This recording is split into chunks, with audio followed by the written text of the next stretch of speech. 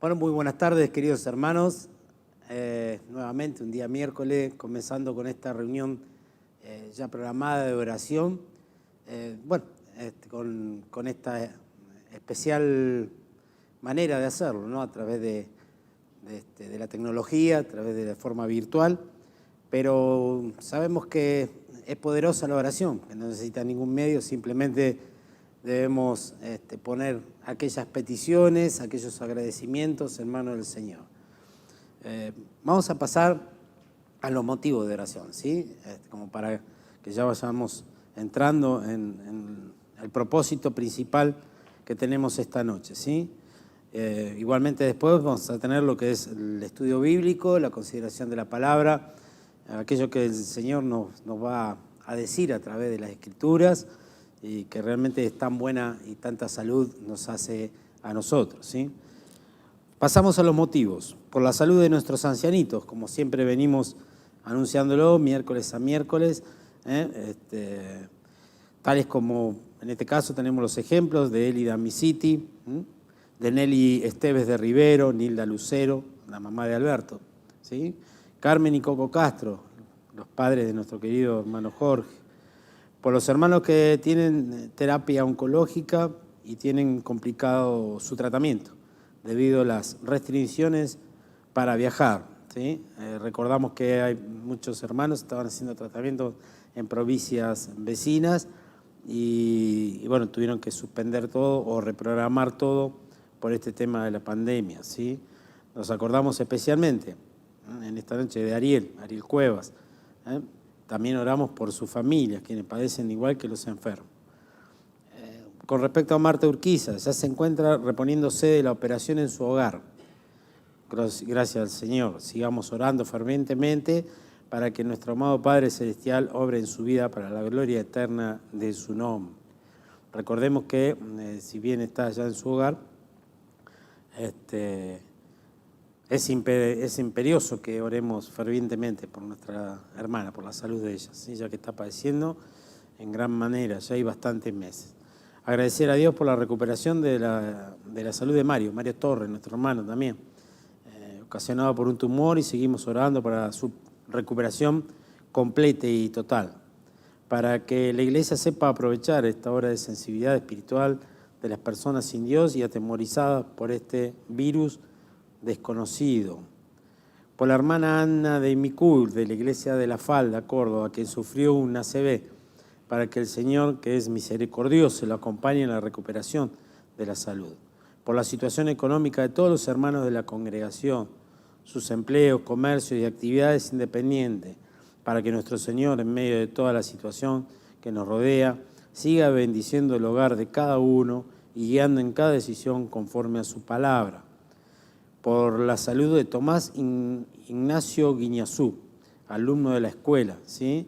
Quien está internado en Buenos Aires por un problema cardíaco. Bien, tengámoslo en cuenta. Tomás, recuérdenlo, queridos hermanos. También por la salud de María del Carmen Sosa, su hija Valentina, alumna también de la escuela, y por su papá.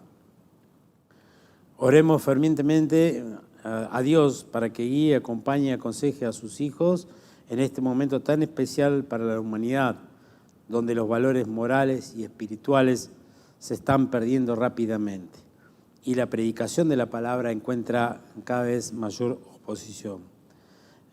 También tenemos un pedido de salud por Roberto Aro, cuñado de Marcelo Ibaceta, que tiene un tumor maligno en el colon y debe realizarse quimio. Oremos para que Dios lo acompañe en su salud y pueda abrir su corazón para recibir lo más importante, la salvación eterna.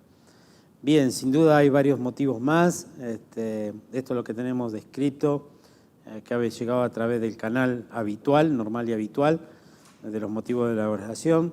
Recuerden siempre considerar de poner esto para poder transmitirlo, ¿sí? Para poder tenerlo.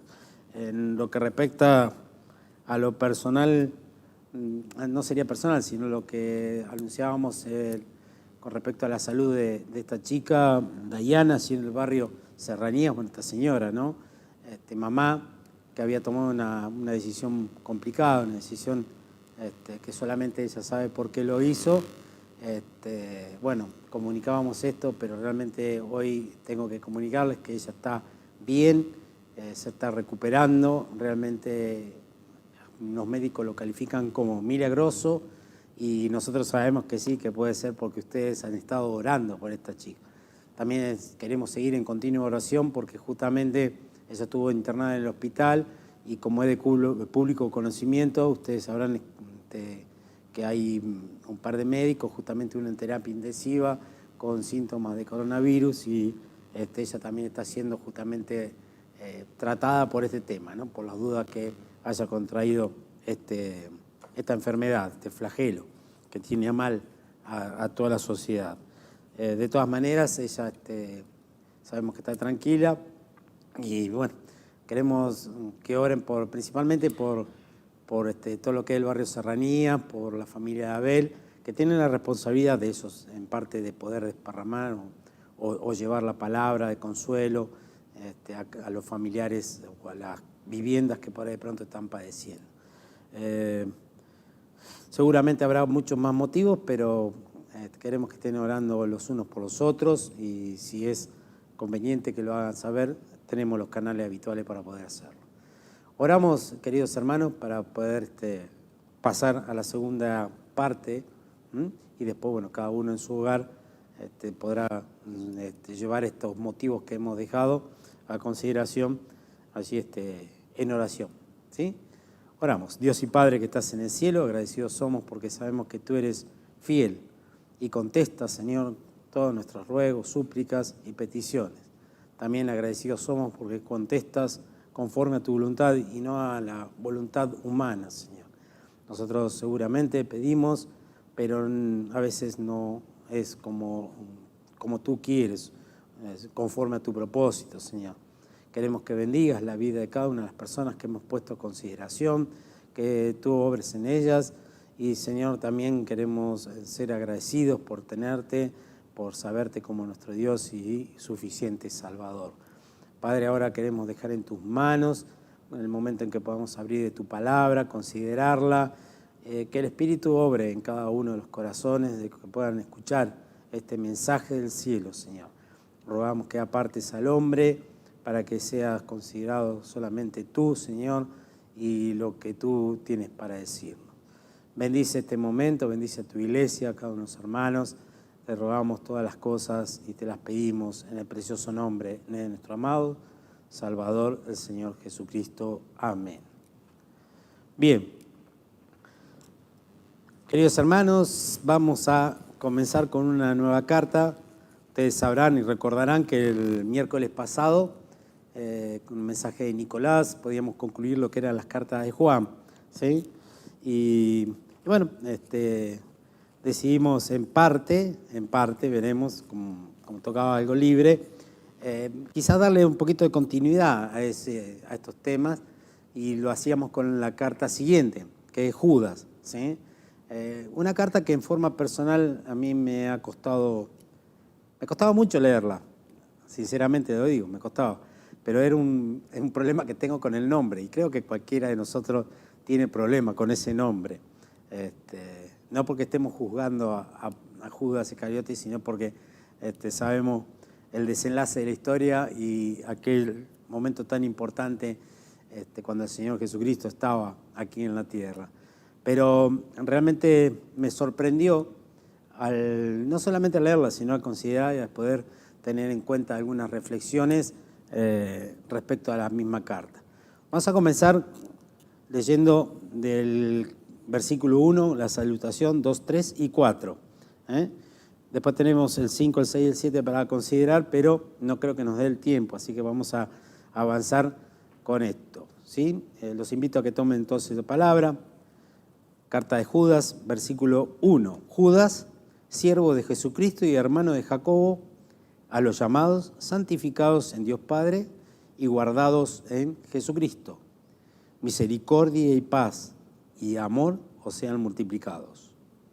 Amados, versículo 3, amados, por la gran solicitud que tenía de escribiros acerca de nuestra común salvación, me ha sido necesario escribiros exhortándoos que contendáis ardientemente por la fe que ha sido una vez dada a los santos.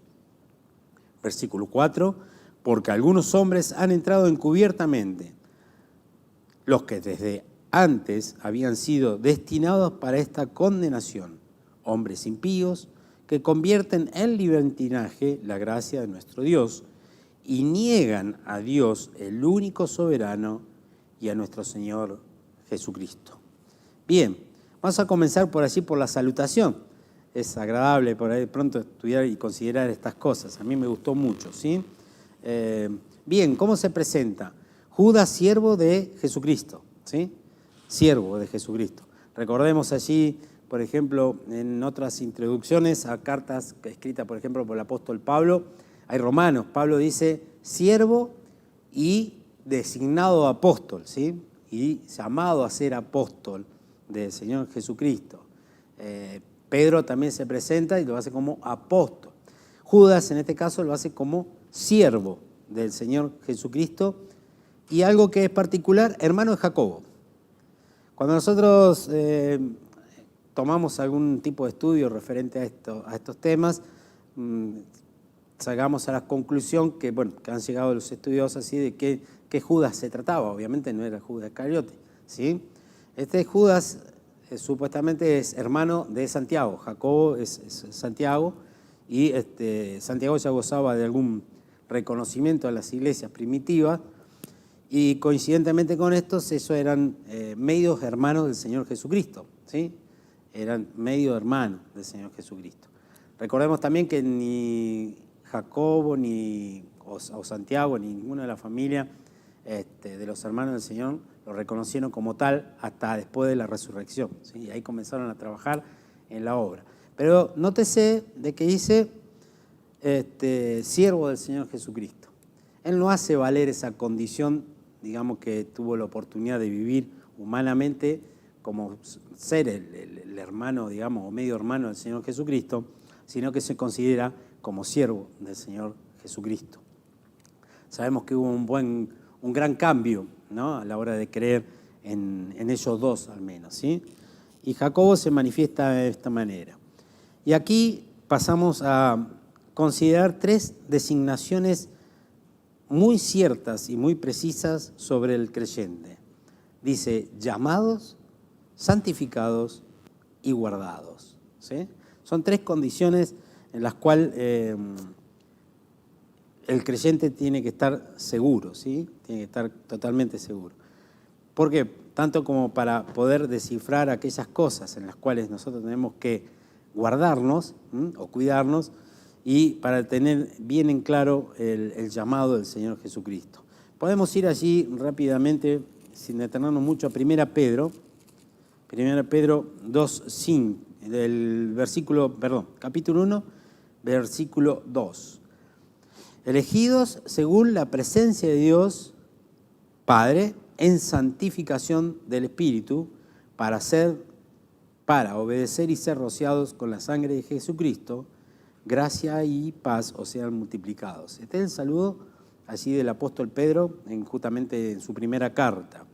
Y el versículo dice, el 5, dice que sois guardados por el poder de Dios mediante la fe para alcanzar la salvación que está preparada para ser manifestada en los tiempos postreros. O sea, aquí vemos una similitud en lo que tiene que ver la introducción, ¿sí? Pero es ni más ni menos, digamos, la certera, la designación cierta de lo que implica ser un cristiano, una persona llamada. Ejemplo, si me tomo yo como ejemplo, puedo decir que el Señor a mí me pudo haber llamado un montón de veces y recién reaccioné después de los 40 años, ¿sí? Pero el Señor seguramente tiene un propósito para cada uno y ha obrado en la vida de cada uno, pero hemos sido llamados. No porque seamos especiales ni nada, simplemente por fe, porque esto es así, la gracia no nos pertenece a nosotros, es gracia de Dios. Dios quiso que así sea, así como también fueron designados otros, ¿sí?, que más adelante vamos a ir viendo. Santificados, santificados a través de la obra del Señor y guardados, como dice en otra versión, en la 1905, conservados, ¿sí? En otras versiones más modernas dice resguardados, ¿sí? Pero guardados en Jesucristo, ¿sí? El versículo 2 sigue con misericordia y paz y amor sean multiplicadas, ¿sí? Una salutación muy especial y apropiada al momento. Misericordia, consolación, compasión, cuidado, paz, serenidad, amor, vínculo perfecto. Todas esas cosas que distinguen la vida cristiana. Utilizar la misericordia tal como la utilizó el Señor sobre cada uno de nosotros es imperiosa, es una necesidad para conducirse bien. La paz que sobrepasa todo entendimiento, y el amor en el cual nosotros estamos arraigados, ¿sí? Bien, y define esto que dice, o sean multiplicados. No es una simple adicción, no es una suma, es una multiplicación. Y sabemos que cuando el Señor multiplica, no es nuestra matemática, ¿sí? La matemática la maneja Él. Bien, pero aquí vamos a pasar, en todo caso vamos a comenzar a ver el versículo 3. Y dice amados, o sea que indudablemente con este término ya sabemos que a quién va dirigida esta carta, ¿sí? Por la gran solicitud que tenía escribido acerca de nuestra común salvación. Otra versión dice nuestra común sanidad, ¿sí? ¿Qué quiere decir? Que él estaba en condiciones de escribir, o tenía muchísimas ganas de escribir una carta que tenga que ver con justamente la común salvación. Una carta que tenga que ver con quizás qué sé yo, el Señor Jesucristo mismo, quizás de regocijo, de plena alegría por lo que siente, como cuando nosotros a veces nos podemos a considerar la vida del Señor o su muerte o su resurrección, ¿sí? Esta común salvación, hablar sobre la fe impuesta en cada uno de nosotros. Todas estas cosas eran lo que él quería hacer. Dice, me ha sido necesario escribiros, exhortándolos que no contendáis ardientemente por la fe que ha sido una vez dado a los santos. ¿Qué pasó? Quería escribir sobre la salvación, quería escribir sobre este tema en particular, como hay muchos escritos en algunas cartas, pero no era lo que tenía designado Dios indudablemente para él. Cuando él dice, me ha sido necesario, utiliza este término, me ha sido necesario, podemos pensar de que puede ser por propia decisión o podemos pensar de que fue guiado por el Espíritu. Sabemos que la palabra de Dios es inspiración pura del Espíritu Santo de Dios, ¿sí? Es palabra viva y eficaz, ¿sí? Pero es inspiración pura del Espíritu Santo. O sea que en este caso Judas tenía la intención de hacer algo, pero fue reconvenido por el Espíritu a hacer otra cosa, ¿sí? Que era más urgente, indudablemente. No es que la salvación no era importante, sí, la salvación era extremadamente importante, pero estaba sucediendo cosas que necesitaban una atención urgente y estaba sucediendo justamente en ese momento y dentro de las iglesias. Dice la palabra exhortándonos, esta palabra que a veces por ahí pega duro, pero esto tiene que ver con, miren, esto está pasando. Miren, dense en cuenta, bien, tengan cuidado. Esto que está pasando, ustedes lo están viendo, ¿sí? A veces vemos cosas y no actuamos como debemos actuar. Entonces nos está exhortando a que contendáis, ardientemente por la fe. Este término contendáis, ardientemente, también se lo escribe como eficazmente, y en las nuevas versiones dice que luches ardientemente. Pero bueno, el significado real es que contendáis sin ser contencioso. Ahí vamos a avanzar sobre este tema. Se dice, ahí estuve estudiando un poco con respecto al origen de esta palabra y qué es realmente lo que quiere expresar, y dice que hay un verbo griego que lo define, es difícil la palabra, a mí no me sale, pero que básicamente en español es agonía, que pongas absolutamente todo en esta batalla, ¿sí? Que lo hagas con fervor, que lo hagas en forma eficaz, ¿sí? ¿Por qué? Porque se trata de la fe, ni más ni menos. Sin la fe nosotros, ¿qué seríamos? Absolutamente nada. Nosotros somos salvados por fe, somos salvados por creer, ¿sí? Pero si estaba en juego esta fe, indudablemente deberíamos actuar con determinado ímpetu respecto a esto. Dice que esta fe ha sido, ahora vamos a seguir con el tema pero que esta fe ha sido una vez dada a los santos, ¿sí? ¿Qué quiere decir? Esto es mantenernos en el camino fijado por los apóstoles, ¿sí? Mantener el camino verdadero.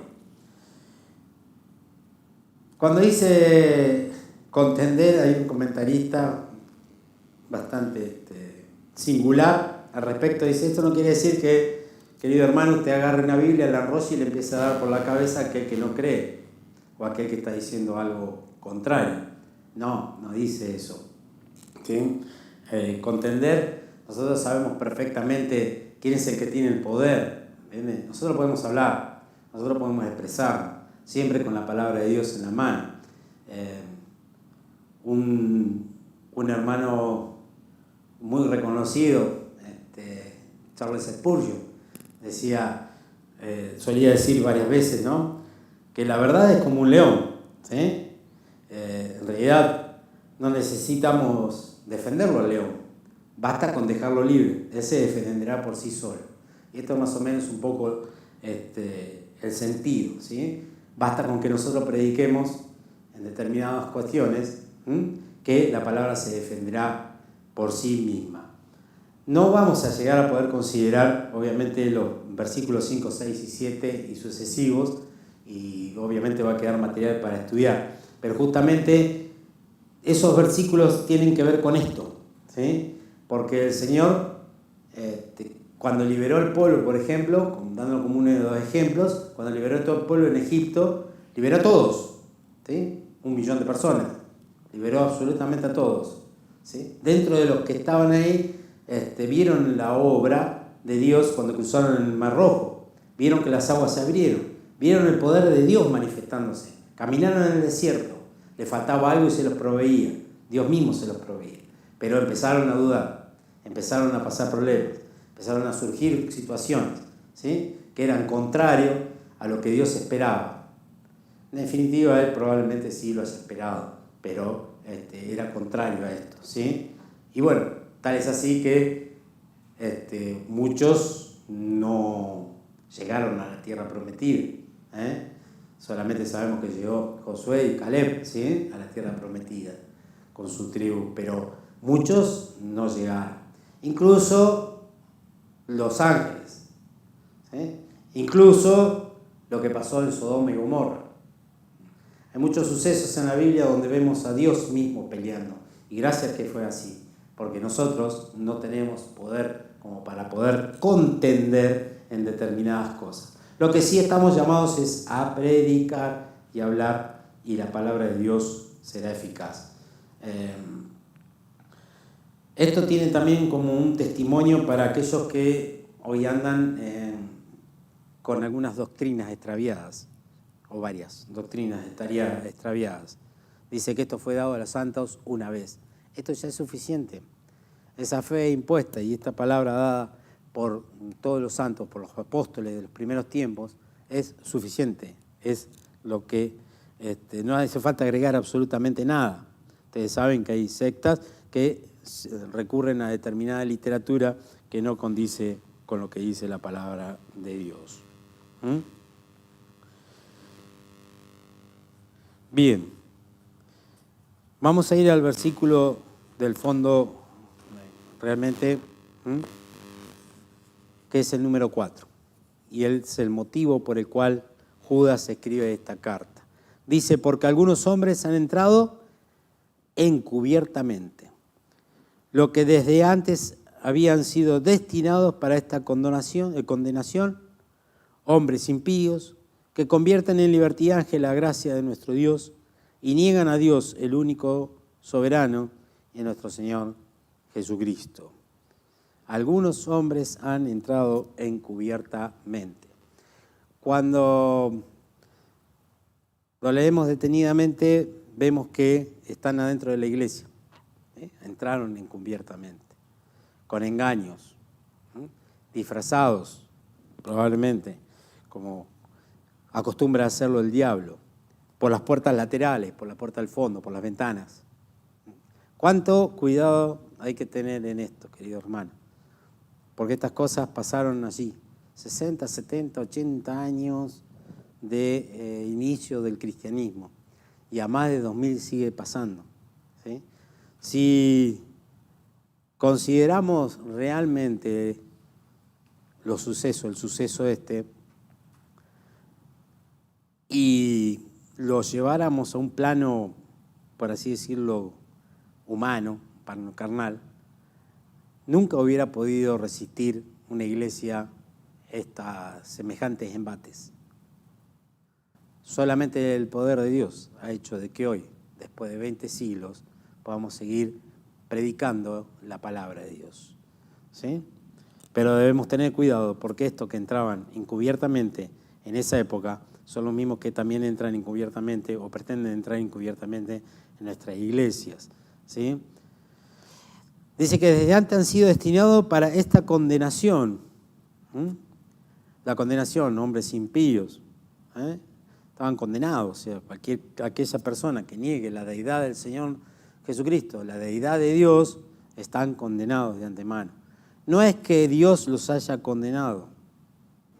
Por eso nos dice que debemos contender, pero contender tal como lo pone el apóstol Pablo, que después vamos a leer el pasaje, ¿sí?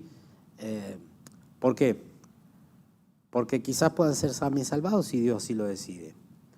Cuando Judas fue designado por Dios para llevar adelante la traición, ¿no? Para vender al Señor Jesucristo, Judas estaba destinado por Dios para eso, pero no para perderse, ¿sí? Judas tranquilamente pudo haber ido y pedir perdón después de su acto, ¿sí? No lo hizo, es otro problema, ¿sí? Pero las puertas estaban abiertas. ¿Jesucristo usted cree que no lo hubiera perdonado? Claro que sí lo hubiera perdonado, ¿sí? Lo mismo que estos hombres, quizás de pronto si uno expone la palabra verdadera con todo énfasis y se volvieran a reconvertir, probablemente también podrían ser perdonados. Bien, ¿qué estaban haciendo estos hombres impíos? Bien, querían convertir la iglesia en libertinaje, tomar conductas impropias. Hay muchas cosas que se hablan respecto a esto, pero por sobre todas las cosas, querían justamente convertir la gracia de Dios en una cosa libertaria, por así decirlo, hacer cualquier cosa. Total, Dios perdona, ¿sí? Este es el concepto más o menos que manejan. Y sobre todo negar a Dios, el único y soberano, y al Señor Jesucristo, ¿sí? Hay varios versículos que describen esto, ¿sí? Pablo lo escribe en 2 Corintios, capítulo 11, versículo 13, Hechos de los Apóstoles, capítulo 20, versículo 29 al 31, 2 Timoteo 3, de 2 al 6. Vamos a tomar alguna referencia, ¿sí? Vamos a tomar alguno. Por ejemplo, 2 Timoteo, capítulo 3,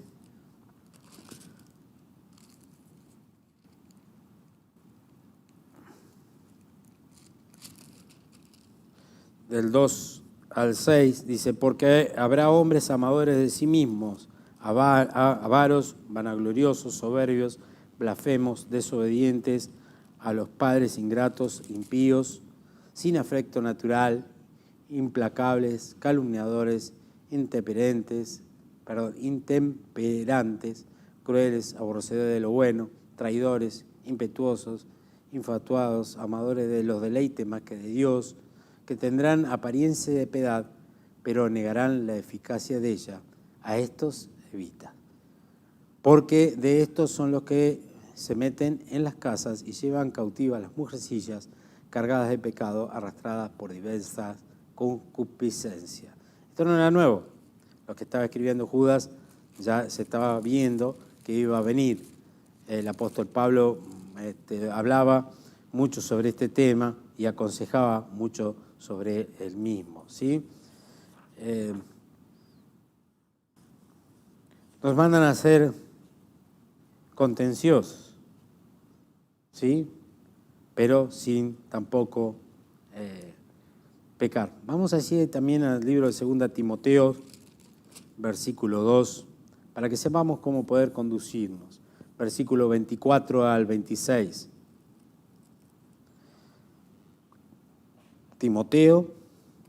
Segunda de Timoteo, capítulo 2, versículo 24 al 26.